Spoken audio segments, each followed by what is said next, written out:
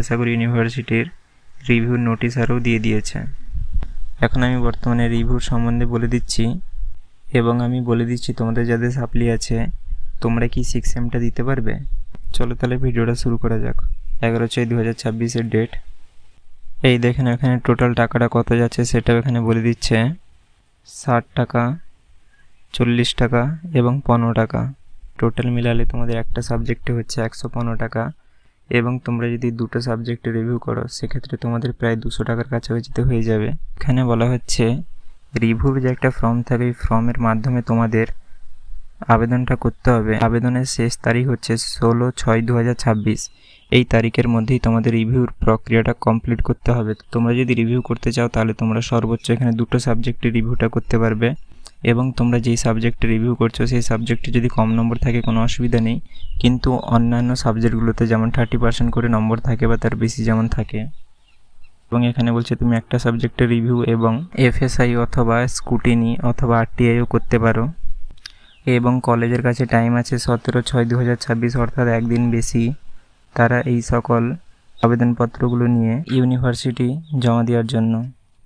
এবং এই নোটিশটা হচ্ছে তোমরা কেউ যদি সেলফ ইন্সপেকশন করতে চাও সেক্ষেত্রে তাহলে তোমাদের 400 টাকা করে যাবে, এবং 16/6/2026 তোমাদের লাস্ট ডেট। তোমরা যারা রিভিউ আরও করবে তোমাদের রিভিউর ফর্মে কোথায় গিয়ে লিখতে হবে যাবতীয় কিছু এই বিষয়ে আমার ভিডিও দেওয়া আছে।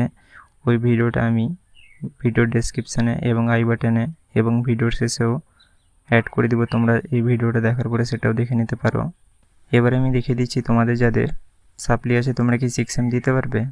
এটা হচ্ছে বিদ্যাসাগর ইউনিভার্সিটির অফিসিয়াল গাইডলাইন, এবং এখানে দেখে নাও সুন্দর করে লেখা আছে, the all supplementary papers to be cleared by 5th semester, otherwise student shall not be allowed to appear to 6th semester examination.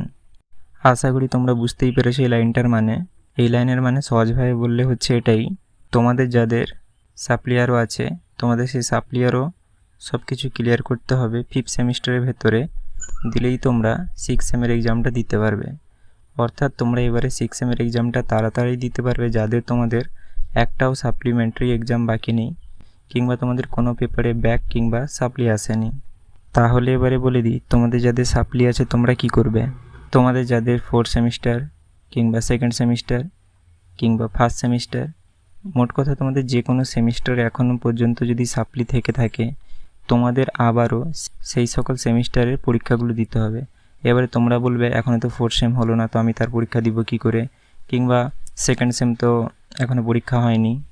কোনো অসুবিধা হয়নি, কিন্তু এবারে যখন হবে ধরো 6M পরেই 4th সেমিস্টার হবে, তারপরে 4th সেমিস্টারের পরেই 2nd সেমিস্টার হবে, তো তোমাদেরকে প্রথমে 4th সেমিস্টার তারপরে 2nd সেমিস্টার এবং কারোর যদি অন্যান্য সেমিস্টারও থাকে সেই সকল সেমিস্টারগুলোকে প্রথমে পাস করতে হবে, তারপরে গিয়ে তোমরা 6M এক্সামটা দিতে হবে। এই ক্ষেত্রে তোমাদের যদি 1 ইয়ার কিংবা কারোর ক্ষেত্রে যদি 2 ইয়ার সময় লেগে যায় তো তাতে কোনো অসুবিধা হবে না। তোমরা ওই দুটো সেমিস্টার তোমরা ওই সব সাপ্লিমেন্টারিগুলো ক্লিয়ার করার পরে আবারও যখন 6M এক্সাম হবে তখন তোমরা অবশ্যই 6M বসতে পারবে, এবং তারপরেই তোমরা সার্টিফিকেট আরও পাবে। আশা করি তোমরা সকল কিছু বুঝতে পেরেছ। তোমাদের যদি কোথাও কিছু তাও বুঝতে অসুবিধা হয়ে থাকে সেটা আমাকে তোমরা কমেন্টে জানাতে পারো, এবং ভিডিওটা যদি তোমাদের ভালো লেগে থাকে তাহলে হাইপ, লাইক এবং সাবস্ক্রাইব করতে ভুলবে না।